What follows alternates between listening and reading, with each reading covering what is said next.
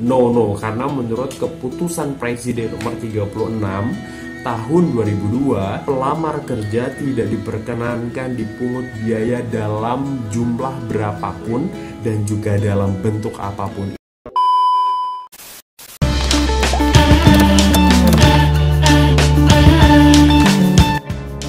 Assalamualaikum warahmatullahi wabarakatuh. Teman-teman, mudah-mudahan sehat selalu dan dalam lindungan Tuhan Yang Maha Kuasa. Balik lagi dengan saya Deddy Setiawan, HR Learning and Development Professional yang bakal ngebantu mencari jalan keluar dari permasalahan-permasalahan kamu. Tentunya channel ini saya buat untuk bisa menginspirasi dalam pengembangan diri kamu, keluarga kamu, dan juga sosial kamu yang nantinya dapat membentuk bangsa Indonesia ini yang lebih berkarakter dan juga unggul. Inspiration for growth. Jangan lupa untuk subscribe agar channel ini berkembang, dan segala bentuk informasi yang ada di konten-konten saya adalah bermula dari curhatan-curhatan yang kamu bisa tanyakan di Instagram saya ini, dan kamu bisa follow. Saya pasti akan jawab keluh kesah kamu dan akan coba saya bantu sebisa mungkin dalam pendekatan akademisi dan juga praktisi. Gunanya untuk apa? Ada landasan ilmunya dan juga ada cara praktek penerapannya agar kamu tuh tidak kebingungan. Gak cuma tips dan triksnya aja, tapi bagaimana cara menjalankan tips dan triksnya tersebut. Dan kali ini saya mau ngebahas curhatan satu orang yang baru kemarin malam lah ya, yang curhat tentang ketipu lowongan yang ada di media sosial. Dia sudah apply, bahkan sudah mengeluarkan banyak kerugian lah intinya ya. Dan dari hari ini makanya saya mau ngebahas atau ngebantu kamu untuk mendeteksi lowongan abal-abal itu seperti apa sih, lowongan penipuan itu seperti apa sih. Kamu harus ketahui ciri-cirinya dan kamu harus juga lakukan dua cara yang saya berikan ini untuk bisa mengantisipasi kamu ketipu atau tidak. Jadi jangan di skip informasinya, tapi subscribe dulu ya. Kita langsung saja teman-teman untuk informasi bagaimana cara mendeteksi apakah lowongan ini abal-abal, penipuan atau tidak. Yang perlu kamu ketahui teman-teman bahwa per Mei 2020 Kementerian Ketenagakerjaan merilis informasi ada sekitar 1,7 juta yang tervalidasi karyawan Indonesia kena PHK. Untuk kamu yang hari ini sudah kenal dibebas tugaskan oleh perusahaan alias di PHK, kamu nggak sendirian, ada 1,7 jiwa ya yang sudah merasakan hal tersebut saat ini. Dan ada sekitar 1,2 juta pegawai yang dalam proses validasi terkena PHK di masa pandemi ini. Begitu banyak sekali ya, ada orang-orang yang mengalami jobless atau tidak bekerja ya teman-teman, dan ada sekitar 75% penurunan lowongan informasi yang tertera atau yang tersedia saat ini. Begitu banyak banget orang-orang yang sedang butuh pekerjaan. Nah, kondisi ini dimanfaatkan oleh beberapa oknum untuk bisa meraup keuntungan dengan cara yang tidak berkah. Di media sosial bermunculan keluhan para pencari kerja yang mengaku tertipu lowongan kerja palsu. Akhirnya ada hal-hal yang tidak kalau kita pikir itu kok berani, kok tega ya orang-orang melakukan hal seperti ini. Yaitu tujuan hidup dia gitu. Bahkan lowongan ini sudah tersistematis. Bahkan pernah saya cek, dia sampai sewa gedung, dia sampai sewa security, dia sampai mengerjakan resepsionis. Begitu sistemnya luar biasa penipuan ini gitu ya, merekrut orang untuk membayar orang. Oh luar biasa, sehingga perlu kamu ketahui bagaimana cara untuk mendeteksi lowongan ini bener nggak sih gitu ya. Kita langsung saja masuk di tips yang pertama. Ketika kamu mendapati informasi bahwa satu lowongan minta bayaran kepada kamu, berapapun deh, nggak usah banyak-banyak deh, 100-200 ribu, itu pastikan bahwa kamu harus curigai perusahaan tersebut melakukan penipuan atau enggak. Oke, Bunten akan hari ini buat apa nyandap 300 ribu tuh untuk proses datanya, tapi suka kerja dibalikin di jaminan hukum. Nggak ada uang, biayanya berapa? Saya itu hanya pinjamnya aja. Coba kerja dibalikin lagi. Udah berapa? Kemarin itu saya mau pulang lagi ke Bandung juga nggak ongkosnya. Udah berapa dulu?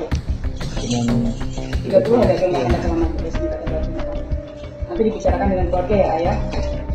Ini baru bayar kelengkapan barang 30.000 ya. Jadi kalau dikatakan juga punya namanya kita akan datang, ini kita kembalikan dari tahan, kita kan juga nggak ditahan. Dia kerja, kalau kan sekarang di Jumat 1 minggu libur, masuk pagi jam 8, pulangnya jam 4 sore. Ya, nggak ada lembur, nggak ada ijazah, nggak ada. Paham? Besok bisa ngambil 300-nya langsung nonton surat kerjanya. Ya baik dengan alasan apapun, baik beli seragam lah, biaya training lah, biaya ini, biaya itulah, no, karena menurut keputusan Presiden nomor 36 tahun 2002 berisikan bahwa pelamar kerja tidak diperkenankan dipungut biaya dalam jumlah berapapun dan juga dalam bentuk apapun.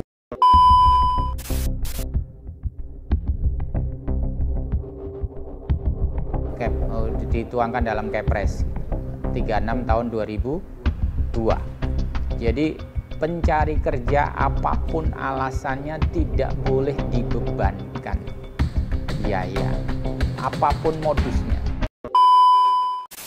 Ini udah jelas peraturannya, terstate gitu ya. Tidak boleh dimintai, teman-teman tuh tidak boleh dimintai. Sehingga kalau ada satu perusahaan yang meminta kamu untuk membayar segala bentuk apapun, patut dicurigai. Yang kedua adalah teman-teman pernah denger nggak biaya perjalanan interview, segala akomodasi interview ditanggung oleh perusahaan. Nah kalau ketemu modus yang seperti ini pasti penipuan. Kamu harus curigain ya lowongan tersebut, seperti dia mengirim email bahwa undangan informasi bahwa kamu bakal diterima di perusahaan tersebut, kamu nginep, kamu perjalanan keluar kota nanti akan di-reimburse atau diganti biayanya. Oh, mana ada sih perusahaan yang mau, udah jelas-jelas belum tentu kandidat ini bagus atau enggak, terus tiba-tiba mengganti reimbursementnya. Oh my god, kamu harus bener-bener waspada, no way. Kamu jangan langsung seneng meskipun kamu lagi butuh pekerjaan, tapi kalau sudah modusnya begini, kamu harus hati-hati ya, kamu harus periksa. Untuk identifikasi yang ketiga, ketika emailnya adalah menggunakan email Yahoo atau Gmail atau yang tidak berbayar. Karena teman-teman perlu dicurigai perusahaan-perusahaan yang tidak terdaftar atau yang tidak mau berbayar biasanya itu menggunakan domain. Memang tidak selalu sih, ada perusahaan-perusahaan yang karena HRD-nya tidak bisa mengakses Outlook atau email kantor dengan VPN, akhirnya dia memudahkan cara kerja, apalagi WFH begini ya. Ada banyak HRD yang melampirkan juga alamat Gmail dia atau Yahoo dia untuk mempermudah review CV-nya. Tapi ini perlu patut dicurigai juga.